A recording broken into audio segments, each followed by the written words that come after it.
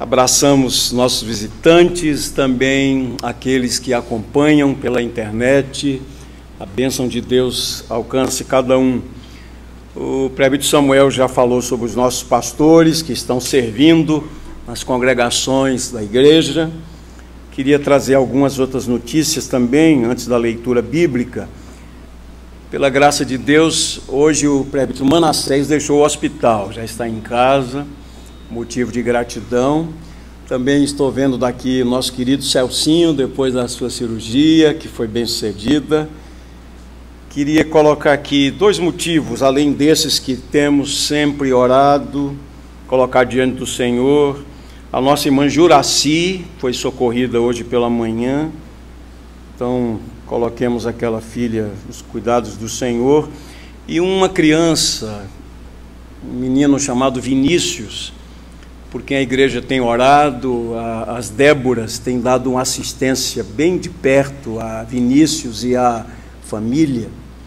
Quem conhece Vinícius fica encantado, porque é um menino, está com a doença, humanamente falando, grave, mas sempre tem um sorriso nos lábios. A graça de Deus está ali naquele leito. E ele fará uma viagem agora a São Paulo, possivelmente, ainda não está totalmente certo, para intensificar o seu tratamento. Então, coloque Vinícius. Eu sempre gosto de dizer, ore como se você estivesse orando pelo seu filho. Como é que você oraria pelo seu filho? Ore a Deus. Interceda, clame a misericórdia de Deus. Amados, hoje à noite eu queria falar sobre fontes de consolo e encorajamento. Se você prestou atenção na ordem litúrgica, o culto, as leituras, os cânticos, e Deus agraciou o quarteto também cantando mensagens oportunas para esse momento, com base num texto que está na primeira epístola de Pedro. Abra a sua Bíblia com muita reverência e com muita atenção. Primeira carta de Pedro, capítulo 1. Eu vou ler os 11 versículos.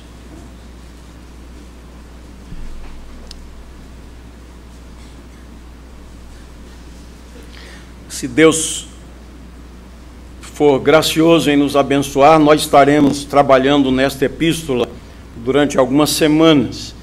Contamos com as suas orações.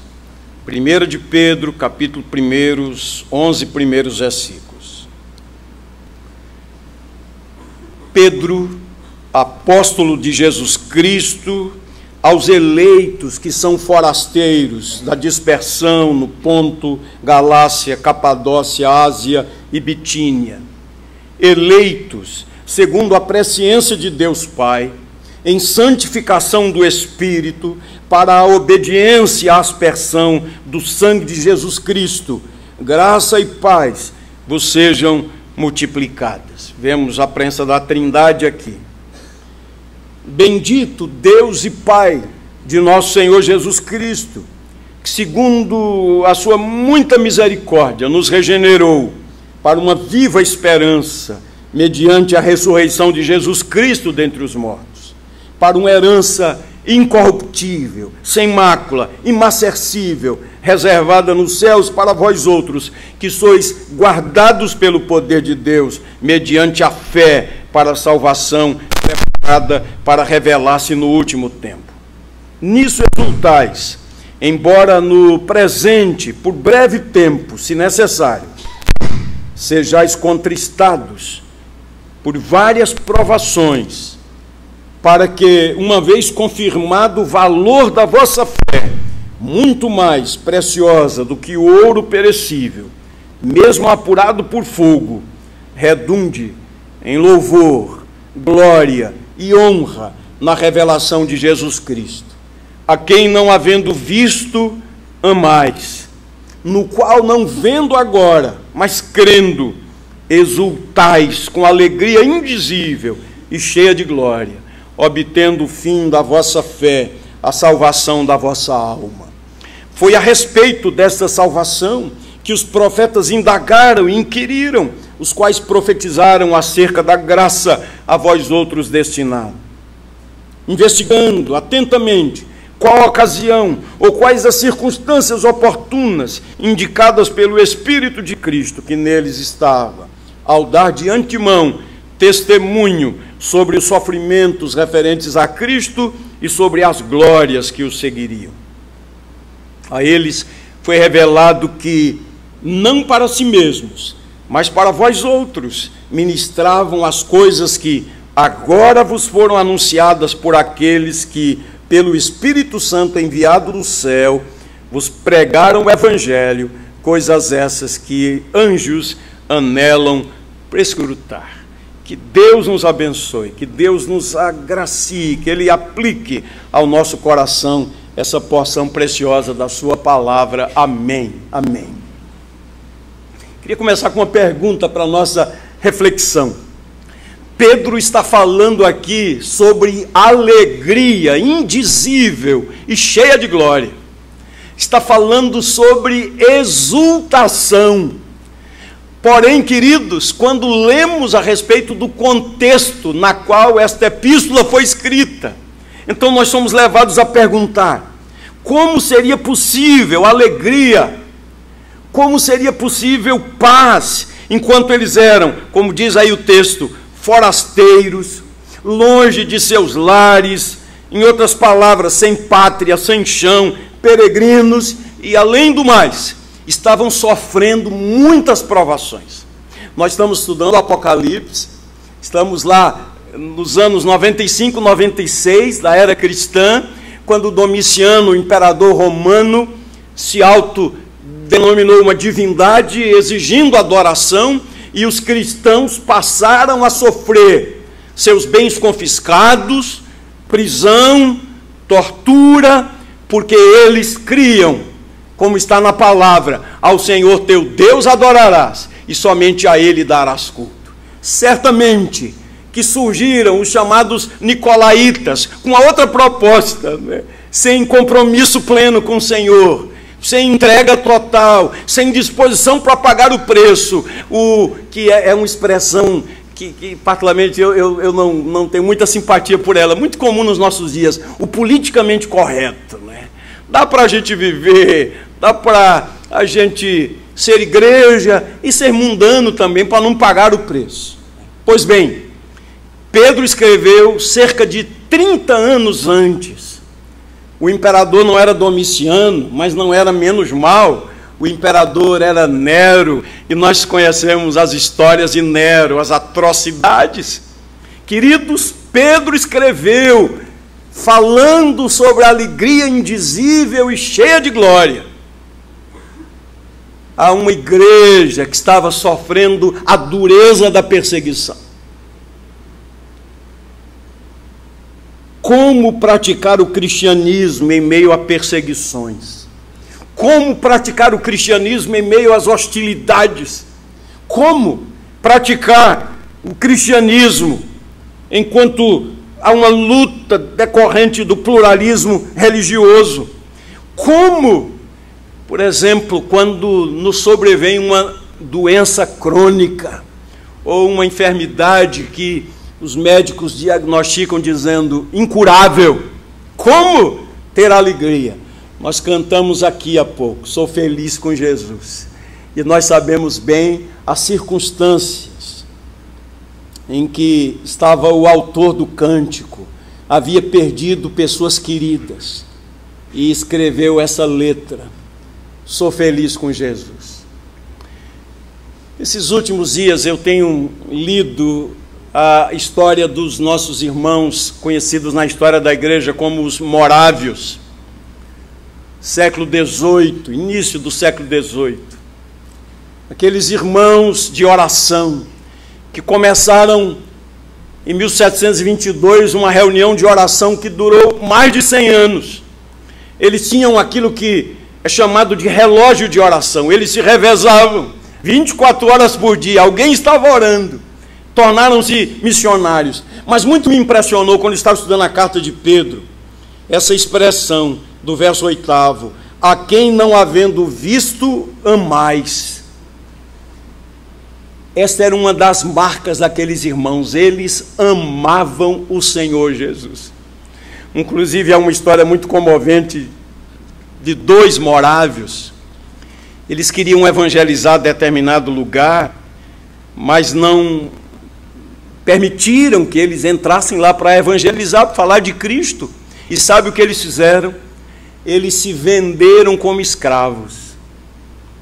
Eles se venderam como escravos para que pudessem falar do amor do Senhor Jesus.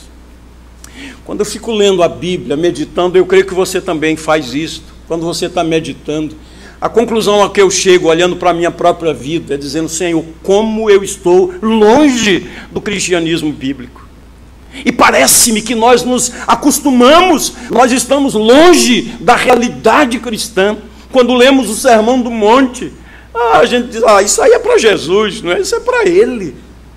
E alguém disse: vida cristã não é apenas vida transformada, mas é vida substituída. Não vivo eu, mas Cristo vive em mim. Queridos, nós temos, infelizmente, vivido um cristianismo apático, às vezes muito firme na letra, mas muito pouco na prática.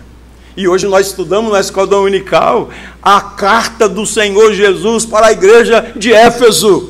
Uma igreja extraordinária, exemplar em muitos aspectos, uma igreja ortodoxa, uma igreja operosa, uma igreja que estava organizada, estruturada, todos trabalhando, uma igreja que tinha discernimento. Aquela igreja havia colocado à prova alguns que se diziam apóstolos e não o eram, e foram desmascarados. No entanto, o Senhor Jesus, que anda no meio da igreja, que conhece cada um de nós, andando pela igreja de Éfeso, disse: tenho, porém, contra ti que abandonaste o teu primeiro amor.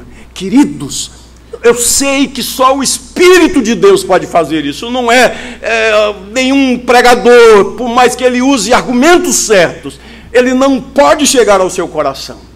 Só o Espírito de Deus pode chegar ao nosso coração, nos iluminar e mostrar a nossa realidade. Tenho, porém, contra ti que abandonaste o teu primeiro amor. No entanto, Pedro está dizendo àqueles irmãos torturados, perseguidos, afrontados, bens confiscados: vocês não o viram, mas vocês o amam.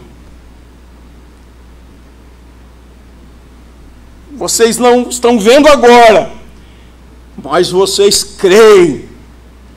E devem exultar com alegria indizível e cheia de glória. Então, estudando esse texto, tirei aqui alguns pontos que servem de fundamento para essa argumentação, fontes de consolo e de encorajamento. Onde encontrar consolo e encorajamento? Na hora da prova, na hora da dureza, na hora da má notícia, na hora da crise, na hora da adversidade. Primeira verdade que a gente percebe aqui no texto, queridos, primeiro ponto que eu queria destacar, é que Pedro, pelo Espírito de Deus, encoraja a igreja, lembrando aqueles servos de Deus qual é a sua identidade. Vejam aqui no texto, queridos, leis o versículo 1, que Pedro utiliza 3 palavras diferentes para descrever os destinatários. Primeira palavra, que eles são chamados aqui de exilados, forasteiros. Essa é a primeira palavra. A palavra que Pedro usou aqui no texto grego tem essa ideia: um morador de um país estrangeiro, um exilado, alguém que está longe do seu lar, numa terra estranha, cujos pensamentos retornam sempre à pátria. Nós cantamos um hino que diz: sou estrangeiro, sou peregrino, só uma noite moro aqui, só uma noite moro aqui. Mas esse cristianismo do qual vos falei no início, um cristianismo apático, faz com que nós invertamos as coisas. Parece-nos que a eternidade é aqui. Todo o nosso investimento é para o aqui e agora. Todos os nossos sonhos são aqui, conquanto a Bíblia diz: pensai nas coisas do alto, buscai as coisas lá de cima, e não as que são daqui da terra. conquanto Jesus tenha dito: onde está o teu tesouro, aí estará também o teu coração. Mas, queridos, nós consideramos pessoas realizadas, pessoas felizes, as pessoas bem-sucedidas nessa vida. Mas quando nós olhamos para as Escrituras Sagradas, para a igreja, desde a sua origem, para esse povo de Deus, eles tinham essa consciência: nós somos peregrinos aqui.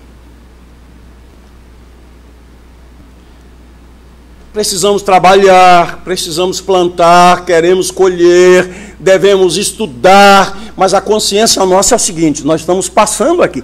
Quando o povo de Israel foi levado para o cativeiro na Babilônia, o profeta Jeremias havia falado sobre o tempo do cativeiro e depois mandou uma carta para os exilados. Qual foi a mensagem? Trabalhem, plantem, promovam a paz. Não foi isso que ele disse? Façam o melhor. Mas eles estavam ali temporariamente. Queridos, nós temos perdido essa visão. A minha pátria não é aqui. Como cristão, como servo de Deus, eu tenho um compromisso com a cidadania, com a integridade. Então, não pense que eu estou dizendo que estudar não é bom. É bom se você tem uma graduação, uma pós-graduação, um doutorado, um pós-doutorado, nada de errado nisso. Isso é até bom, desde que essas ferramentas sejam usadas para a glória de Deus. Se você ganha muito dinheiro aqui, não tem problema nenhum. O dinheiro, ele é amoral. O problema que a Bíblia diz é o amor ao dinheiro. Quando eu vivo em função do dinheiro, em função das coisas, ter conforto nessa vida não é pecado nenhum. Mas a questão é, onde eu tenho colocado o meu coração? Por exemplo, rapidamente aí, sem perder Pedro, quando você lê Hebreus capítulo 13, versículo 14, olha o que diz essa palavra. Na verdade, não temos aqui cidade permanente, mas buscamos a que há de vir. Um dia um servo de Deus perguntou: por que é que a gente não tem mais essa expectativa da volta gloriosa de Jesus? Quando a igreja primitiva dizia: Maranata, vem Senhor Jesus, ou eles diziam isso para invocar a bênção de Deus quando se reuniam em um culto, ou eles viviam na expectativa da volta do Senhor. Mas hoje, sabe o que é que a gente diz? Eu quero que Jesus venha, mas só depois de eu me casar.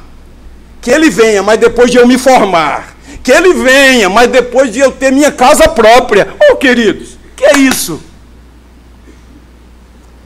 A igreja primitiva vivia na expectativa: vem Senhor Jesus. E esse autor diz assim, Tozer é o autor. Ele diz: na verdade, a igreja tem enfatizado muito as obras de Jesus e muito pouco a pessoa de Jesus. O que aqueles irmãos tinham era um amor muito grande pelo Senhor Jesus. Hoje nós amamos as coisas, nós queremos amar as bênçãos, mas na verdade nós deveríamos amar intensamente o doador, o abençoador, aquele que é o nosso Senhor. Olha, esse texto que eu li agora, eles estavam conscientes de que eram peregrinos. E essa palavra foi dita. William Barclay, fazendo um comentário desse texto de Pedro, ele diz: o mundo é uma ponte. O homem sábio passará por ela, mas não edificará sobre ela a sua casa, pois o cristão é um exilado da eternidade. O cristão é um exilado da eternidade. A primeira palavra foi essa. A segunda palavra que ele usa aqui é a palavra dispersão. Forasteiros são os exilados. A palavra dispersão. A palavra é diáspora, que a gente conhece muito bem. Essa palavra sempre era aplicada aos judeus, que estavam espalhados por entre as nações, pelo mundo, devido às perseguições. No caso da igreja, a palavra era que a igreja estava agora na dispersão, em vários lugares, em várias regiões. Mas o que temos aprendido, queridos, estudando a Bíblia, estudando a história da igreja, é que a perseguição espalhou a igreja, não destruiu a igreja, espalhou a igreja e ela floresceu.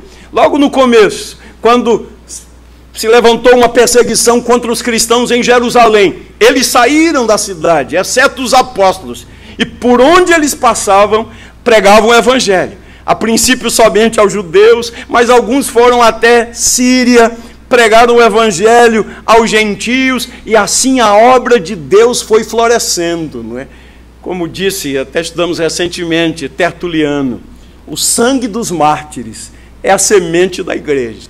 Dispersos, porém sendo sal e luz, florescendo onde o Senhor os havia plantado, estavam espalhados e tendo a oportunidade para proclamar a palavra de Deus. Então, como é que Pedro consola a igreja, falando pelo Espírito de Deus? Encoraja os irmãos, lembrando a identidade deles. Vocês são peregrinos, vocês estão dispersos, para que sejam sal e luz, por onde forem espalhados. E a terceira palavra que ele usa é eleitos. Queridos, não há tempo para aprofundar esse tema que já levaria uma mensagem toda, não é? A eleição. Mas o que nós sabemos à luz da Bíblia é que os cristãos, servos de Deus e servas de Deus, eles foram eleitos desde a eternidade, antes da fundação do mundo. Paulo fala muito bem sobre isso na carta aos Efésios, capítulo 1, naquela linda doxologia, ele fala sobre isso. Pedro está dizendo aqui que nós, servos de Deus, fomos eleitos em Cristo para a salvação, mediante a fé na verdade e a santificação do Espírito Santo. O texto diz também que fomos eleitos para a santidade, para uma vida nova, uma vida irrepreensível. É o que vamos falar, se Deus permitir, na próxima pregação, sobre a santidade, procedimento, a vida irrepreensível. E aí o que é que a gente descobre na Bíblia, queridos? Deus nos escolheu, nós não escolhemos a Ele, mas Ele nos escolheu. Foi iniciativa dEle. Nós não amamos a Deus primeiro, Ele nos amou. Nós o amamos porque Ele nos amou primeiro. O nosso amor é uma resposta do seu amor. Ele nos atraiu, com benignidade nos atraiu, Ele nos chamou eficazmente. Mas esse plano de Deus é um plano eterno, não foi um plano de última hora. O Cordeiro de Deus, no qual nós somos eleitos, foi crucificado antes da fundação do mundo. Estudar na economia de Deus. Não fomos escolhidos porque cremos em Cristo, mas cremos em Cristo exatamente porque fomos escolhidos. Não fomos escolhidos porque éramos santos. Deus olhou assim para mim e disse: oh, que pessoa boa. Nada disso. O Senhor viu em mim podridão, rebeldia, pecado, miséria, indisposição para amá-lo. Então, não fomos escolhidos porque éramos santos, mas para sermos santos.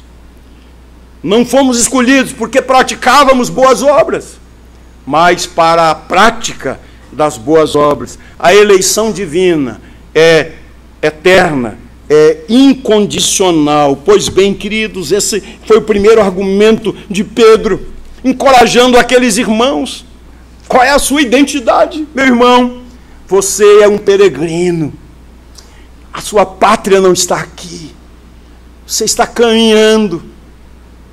Você está disperso, mas como lemos aqui no Salmo 33, os olhos do Senhor estão sobre toda a terra, os olhos do Senhor repousam sobre aqueles que o temem, o Senhor está no controle, Ele é o Senhor da história, tudo está debaixo das suas mãos.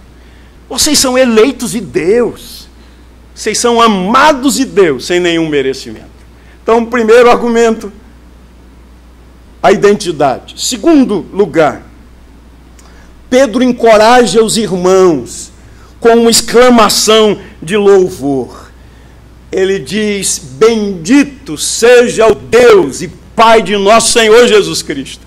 No mundo pagão, de tantas divindades, Pedro está dizendo: meus irmãos, aqui está uma exclamação de louvor. Estava dizendo assim: que Deus maravilhoso nós temos. Que Deus maravilhoso. Em outras palavras, como nós somos felizes por tê-lo. Cantamos aqui com os nossos jovens, né, no louvor: te louvarei, não importam as circunstâncias. Adorarei somente a Ti, Jesus. Então, guarde comigo esses conceitos. Esse é um outro encorajamento, com uma exclamação de louvor. Bendito seja Deus. E olhando a sequência do texto até o verso 5, por que Ele é bendito? Ele é bendito porque Ele é o Pai de nosso Senhor Jesus. Sabe o que significa isso? Os cristãos estavam sofrendo por causa do nome de Jesus. E Ele está dizendo aqui, o Jesus, cujo nome vocês confessam, por Ele vocês padecem esses sofrimentos. Ele é Deus, Ele é o Filho de Deus. Segundo argumento que ele usa para esse encorajamento, essa exclamação de louvor, Ele é bendito não apenas porque é o Deus e Pai de nosso Senhor Jesus Cristo, mas Ele é bendito também porque, segundo a sua muita misericórdia, nos regenerou para uma viva esperança, para uma herança incorruptível, sem mácula, imacessível. Olha o efeito que tinha para aqueles peregrinos. Vocês não têm herança aqui, vocês estão tendo seus bens confiscados. O Império Romano está tirando o que vocês construíram. Vocês perderam casas, perderam bens. Vocês são considerados como lixo da sociedade. Mas lembrem-se quem vocês são. E mais, vocês têm uma herança. E essas palavras que ele usa, incorruptível, sem mácula, imacessível, ou seja, que não murcha. Muitas vezes, exilados e forasteiros perdem não apenas a herança em sua terra natal, mas também a esperança. Como filhos de Deus, nós vivemos na expectativa jubilosa e com esperança viva. Por isso que o apóstolo Pedro é conhecido como o apóstolo da esperança. Se Paulo, o apóstolo dos gentios, é o apóstolo da fé, se João é o apóstolo do amor, Pedro é o apóstolo da esperança. Ele é bendito também, porque mediante a sua maravilhosa graça, eu gosto desse versículo, versículo 5, os cristãos são guardados pelo poder de Deus, mediante a fé, preparada para revelar-se no último tempo. Paulo usa uma expressão na carta aos Colossenses, escondidos com Cristo em Deus. Agora ele está usando a expressão, nós somos guardados pelo seu poder, pelo poder de Deus. Olha que palavra bela, que palavra linda, que expressão maravilhosa. O Senhor está cuidando dos seus filhos. Quando está doendo, quando nós estamos ali no cadinho da provação, Ele está cuidando, né? E quando a gente olha para a história bíblica, para a história da igreja, a gente pergunta, como é que essas pessoas suportaram tamanha adversidade? Como é que eles não negaram a fé? A resposta é a graça de Deus, porque eles foram guardados pelo Senhor. Não é isso que Paulo diz aos romanos? Que diremos, pois, à vista dessas coisas? Se Deus é por nós, quem será contra nós? Aquele que não poupou a seu próprio filho, antes por todos nós o entregou, porventura não nos dará graciosamente com ele todas as coisas? Quem nos condenará? É Cristo Jesus quem morreu, antes quem ressuscitou dentre os mortos. Quem intentará acusação contra os eleitos de Deus? É Ele quem os justifica, o qual está à direita de Deus e também intercede por nós. E ele diz, quem nos separará do amor de Cristo? Né? Tribulação. E ele tem uma lista enorme de adversidades. E ele termina dizendo, estou bem certo de que nem morte nem vida, nem anjos nem principados, nem coisa do presente nem do porvir, nem altura, nem profundidade, nem qualquer outra criatura poderá separar-nos do amor de Deus que está em Cristo Jesus. Olha que palavra linda. O Espírito Santo é o Consolador. Quando estudamos Apocalipse, naquela doxologia, para aquela igreja que está perseguida também, assolada, humilhada, humanamente falando, presos e torturados, como é que o Senhor se revela? O imutável, como cantamos aqui, o que é, que era e o que há de vir. Esse é o nosso Pai. E o nosso Salvador, Ele é a fiel testemunha. Ele é o primogênito de entre os mortos.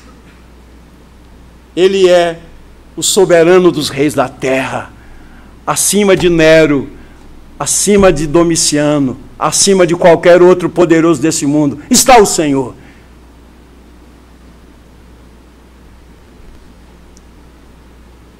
E o Espírito de Deus é o Consolador. Eu gosto daquela palavra de Jesus: não vos deixarei órfãos. E falou sobre a vinda do Espírito Santo. Ele está convosco e estará em vós.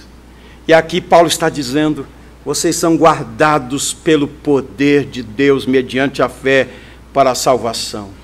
Deus está atento a nós e ao futuro. Ainda, Deus é bendito, porque pelo fato de Jesus ter ressuscitado dentre os mortos, recebemos uma nova vida. Temos tudo na vida, até mesmo um futuro no céu que começa agora. Então, uma expressão de louvor. Bendito seja Deus, porque há conteúdo na mensagem do Evangelho.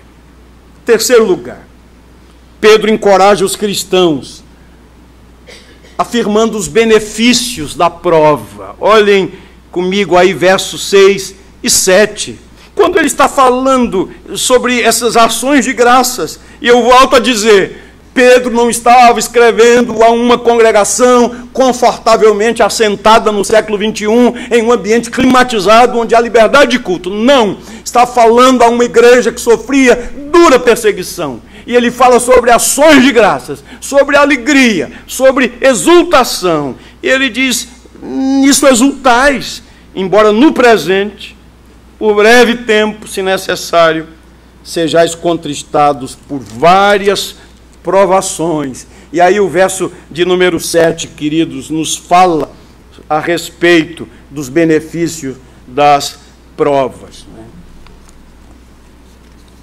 Ele usa essa metáfora do ouro. O ouro, quando passado pelo fogo, ele sai comprovadamente puro. A fé genuína, que passa pelo sofrimento, sai comprovadamente genuína. É aí, é no cadinho, é com a graça de Deus, porque somos quem somos pela graça, porque temos motivos para bendizer a Deus. Ele é poderoso para fazer com que essas provas todas sejam instrumentos para o nosso aperfeiçoamento. É isso que ele diz. Em vez de derrotados, fortalecidos no Senhor, dependentes dele. E eu sei, queridos, ninguém gosta de sofrer, nem eu gosto de sofrer, nem você gosta de sofrer, sei disso. Nós temos até um medo biológico do sofrimento, né? Nós, como crentes, não temos medo de morrer, mas eu já ouvi muita gente dizer, eu tenho medo da maneira como vou morrer, né? Ninguém quer morrer assim, sofrendo. Eu vi algumas pessoas dizendo assim, eu achei ótimo isso, né? Eu queria morrer assim, ó, eu dormi, pronto, Deus me chamou, seria ótimo, né? Mas a gente sabe que nem sempre é assim, e a gente não compreende bem as coisas, né? Mas há uma verdade de um Deus soberano. As provas trazem benefício. Tiago diz de maturidade, fala de maturidade num período de prova, de crescimento. Paulo, escrevendo aos Coríntios, segunda carta, falando dos múltiplos sofrimentos, apedrejado, fustigado, com vara, voragem do mar, naufrágio, fome, nudez, perigo, espada, perigo entre os patrícios, perigo entre os estrangeiros, perigo nos rios, perigo nos mares. Ele fala também lá sobre revelações, coisas grandiosas que ele viu, mas para que ele não se ensoberbecesse, foi-lhe dado um espinho na carne. E ele orou a Deus, e o Senhor respondeu a ele dizendo, a minha graça te basta, o meu poder se aperfeiçoa na fraqueza. Aí ele podia dizer assim, convicção, quando eu sou fraco, então é que eu sou forte. Oh, queridos, eu sei que as provas são duras, né? Conversando com o presbítero Manassés nesses dias, eu disse a ele, olha, eu vou licitar lá na pregação de domingo, viu? Ele me autorizou, posso dizer. Quem tem visitado o Manassés, eu vou citar ele, mas podia citar outros irmãos também. pode ver ali naquele servo de Deus a graça de Deus, né? Porque eu nunca vi esse servo de Deus murmurando, eu acho que ninguém que o visita o viu murmurando, mesmo com lutas, já há anos que ele vem travando enfermidades com a limitação da sua saúde, mas Deus tem lhe dado graça. Desses dias lá no hospital, cheguei no quarto, ele estava lendo a Bíblia, estudando na verdade, estava fazendo umas anotações, conversamos um pouco, e eu fui lá para orar com ele, levar um consolo, e eu saí confortado, como invariavelmente acontece tantas vezes, né, quando visitamos os irmãos. E ele disse a seguinte frase, ele fez a seguinte afirmação: nem sempre entendemos o caminho ou os caminhos por onde ele nos leva, nem sempre entendemos os caminhos por onde ele nos leva, porém, ele bem os conhece. E aí ele ainda citou o Salmo 34:1. Bendirei o Senhor em todo o tempo, o seu louvor estará sempre nos meus lábios. Aperfeiçoamento, queridos. Então, às vezes, nós estamos passando pelo cadinho da provação, e o que nós mais queremos é que a prova passe logo, não é? Mas Deus sabe todas as coisas, ainda não estamos prontos, não é? Mas, queridos, juntamente com a prova, Ele nos dará da sua graça. Vamos nos lembrar quem somos, vamos nos lembrar os motivos que temos para bendizê-lo, vamos entender que todas as coisas contribuem juntamente para o bem daqueles que amam a Deus, daqueles que são chamados segundo o seu propósito. Essa era uma palavra para aquela igreja. Em quarto lugar, Pedro encoraja os cristãos com a preciosa certeza da comunhão com o Senhor. Olha aí, versos 8 e 9. Eu, sinceramente, me emociono quando leio esse versículo. 8. Vocês nunca o viram, mesmo assim o amam. Uma outra versão diz: vocês ainda não o veem, mesmo assim confiam nele, exultando e cantando a comunhão com o Senhor. Irmãos, esse hino, aflição e paz, preste atenção na letra desse hino. Às vezes é porque, infelizmente, eu me incluo aí, a gente canta sem meditar na letra, né? Em alguns cânticos a gente canta sem meditar, né? Mas quando uma pessoa perde entes queridos, perde filhos, e ele canta dizendo: sou feliz com Jesus, isso é extraordinário, isso é um milagre, né? Isso é de alguém que tem comunhão com o Senhor. E é isso que Pedro está dizendo para encorajar aquela igreja. Meus irmãos, vocês nunca o viram, mas vocês o amam. Vocês agora mesmo não o veem, mesmo assim confiam nele, e vocês continuam crendo, vocês receberão a salvação plena. Nós o amamos, confiamos nele, continuamos crendo nele, nós temos a salvação plena. É isso que Pedro está dizendo aqui, esse encorajamento, a preciosa comunhão com o Senhor. Quando Davi escreveu o Salmo 34, na mesma ocasião escreveu o Salmo 56, foi numa época dura, quando ele, perseguido por Saul, caiu nas mãos dos filisteus. Imaginem só, fugindo do sanguinário Saul, queria tirar-lhe a vida, caiu na mão dos filisteus. E aí ele fala do livramento, fala que clamou e o Senhor o ouviu. E quando você vai, por exemplo, para o Salmo 56, que ele escreveu também nessa ocasião, percebam as expressões que ele utiliza nesse salmo, de alguém que ora a Deus. Ele diz assim, vejam a comunhão que ele tinha com Deus: tem misericórdia de mim, ó Deus, porque o homem procura ferir-me e me oprime, pelejando todo dia. Os que me espreitam continuamente querem ferir-me. São muitos os que atrevidamente me combatem. Aí ele diz o quê? Em me vindo o temor, hei de confiar em ti. Em Deus, cuja palavra eu exalto, nesse Deus ponho a minha confiança, e nada temerei. Que me pode fazer um mortal? Todo dia torcem minhas palavras, seus pensamentos são todos contra mim para o mal, ajuntam-se, escondem-se, espionam os meus passos, como aguardando a hora de me darem cabo da vida, certamente referindo-se a Saul, os seus soldados, que estavam sempre à espreita de Davi. Aí olha o verso 8, contaste os meus passos quando sofri perseguições, recolheste as minhas lágrimas no teu odre, não estão elas inscritas no teu livro? No dia em que eu te invocar, baterão em retirada os meus inimigos. Bem sei isto, que Deus é por mim. Em Deus cuja palavra eu louvo, no Senhor cuja palavra eu louvo, neste Deus ponho a minha confiança e nada temerei. Que me pode fazer o homem? Pedro encoraja com a preciosa certeza da comunhão com o Senhor. E por fim, queridos, em último lugar, Pedro encoraja a igreja, sofrendo uma dura perseguição, revelando um indizível privilégio. Olha aí versos 10 a 12, qual foi esse privilégio? Eu tive o privilégio de nascer no Evangelho. Obviamente que minha conversão se deu em determinada época da minha vida, mas eu nasci no Evangelho, fui criado no Evangelho, aluno de escola dominical desde cedo, batizado, criança, todo esse processo eu passei.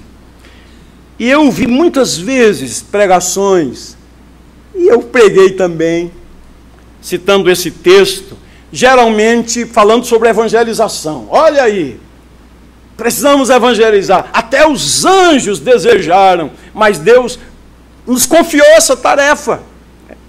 Mas, sinceramente, queridos, se nós olharmos cuidadosamente para o texto, não é sobre isso que Pedro está dizendo.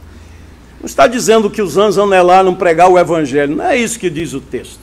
Vejam, olhando aí comigo, versos 10 a 12. Pedro está enfatizando a importância do Evangelho revelado. Quando nós olhamos para a Bíblia, desde Gênesis capítulo 3, quando temos lá o chamado proto-evangelho, versículo 15, passando por outras palavras escritas e proferidas por Moisés, por todos os profetas, falando a respeito do Senhor. Então, muitas profecias messiânicas. O que o texto está dizendo é que esses profetas, e até os anjos, eles fizeram muitas perguntas, eles quiseram entender, mas aquelas coisas foram ocultadas a eles, porém reveladas a nós. Ou seja, o que Pedro está dizendo aqui pelo Espírito de Deus é que aquelas verdades que eles falaram a respeito do Messias, essas verdades se cumpriram em nós, que somos a igreja do Senhor depois deles. A eles foi revelado, verso 12, que não para si mesmos, mas para vós outros, ministravam as coisas que agora vos foram anunciadas. Eles estavam anunciando uma mensagem que seria cumprida depois deles, com a vinda do Messias, e uma mensagem que se aplicaria a nós, revelada a eles, e diz o texto, foram anunciadas por eles que pelo Espírito Santo enviado do céu vos pregaram o Evangelho, coisas essas que anjos anelam prescrutar. Ou seja, os próprios anjos, eles queriam entender essas coisas que foram ocultadas a eles, aos patriarcas, aos profetas e aos anjos, e foram reveladas a nós. Olha, é isso que Pedro está dizendo. Vejam o privilégio, queridos, essas verdades que foram reveladas a eles. Eles fizeram muitas perguntas, não conseguiam compreender muitas coisas, mas agora Deus as revelou a nós, igreja do Senhor Jesus Cristo. Como devemos amar, queridos, e valorizar o Evangelho. Queria concluir agora. Se você fizer uma leitura cuidadosa da primeira carta de Pedro, você vai notar que a palavra sofrimento aparece em cada um dos 5 capítulos. Na verdade, Pedro usa algumas palavras diferentes para sofrimento, mas a palavra aparece 15 vezes na epístola. No entanto, você vai perceber também que a expressão da graça de Deus está presente em cada um dos capítulos. A graça de Deus está presente no meio do sofrimento. Eu sei muito bem, você sabe disso. E Pedro ressalta isso na carta, que o sofrimento é uma das formas pelas quais Satanás tenta os cristãos a abandonarem a fé. Pastor Kleber, eu estava citando aqui, Jesus na cruz e os inimigos lançando impropérios, meneando a cabeça. Se Deus gosta mesmo dele, desça aí e venha salvá-lo. O inimigo começa a colocar dúvidas. Deus ama você mesmo, e se ama você, por que você está com essa enfermidade? E se ama você, por que você perdeu o emprego? E se ama você, por que você está sofrendo esse tipo de perseguição?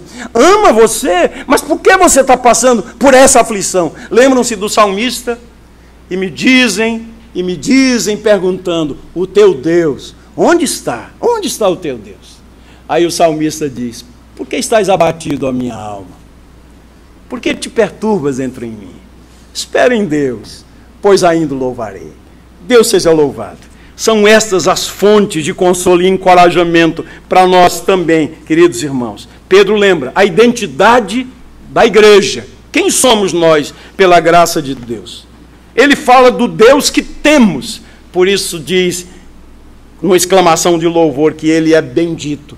Ele fala a respeito dos benefícios das provas. Ele fala da preciosa comunhão com o Senhor. E do invisível privilégio que temos, porque a verdade do Evangelho foi revelada a nós e aplicada essa mensagem à nossa vida. Aqueles servos de Deus que profetizaram morreram na esperança, e agora nós vivemos uma época quando a promessa já foi concretizada. Deus seja louvado. Citando os morávios, para terminar, eles tinham um slogan muito bonito: o nosso Cordeiro venceu, vamos segui-lo. Que o Senhor lhe dê alento ao coração, meu irmão, minha irmã.